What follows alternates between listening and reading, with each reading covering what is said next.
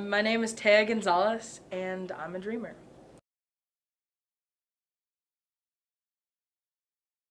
So basically what that means is, so it's DACA, Deferred Action for Childhood Arrival. I'm very hyper aware of the kinds of, especially now, the kinds of privilege that I have and the ones that I don't. Everything is writing on May 19 of 2020. And if I'm not basically if DACA's gone or if my father isn't a citizen by that time, I'm going to need to leave the country. I've been very open about being a DACA student, and I think it's made me work harder and work more because this is gonna sound bad, but it kind of feels like I don't belong here.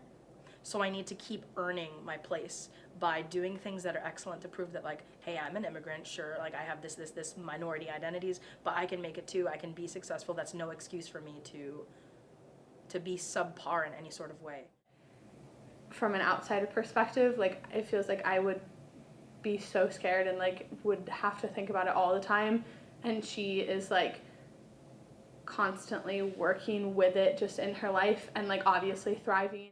All year, Taya's been working on this series of stories about Title IX and what's happening on campus, and she's really had to work through a lot of issues related to that, and people not wanting to talk to her or not knowing how to talk to people who have gone through a lot, but she's handled it with such grace and coming to it with the understanding that she's learning how to do this as a process. The Observer's last issue, which is a special issue, it's called The Big Picture, Sexual Assault at Augustana.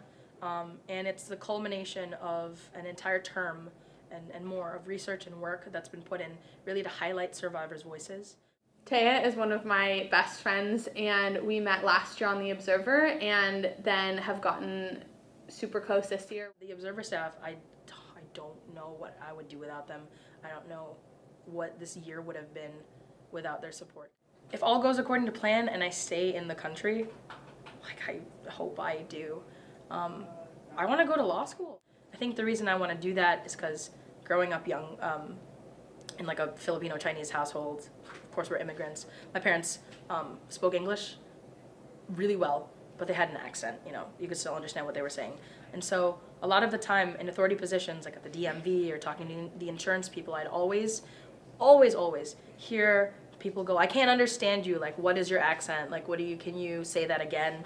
And I'd have to translate for them.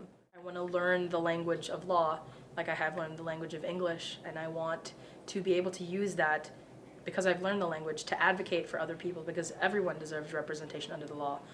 No matter what their background, no matter what they did, everybody deserves that kind of representation. And if I learn that language, I can be someone who is a voice for those who don't have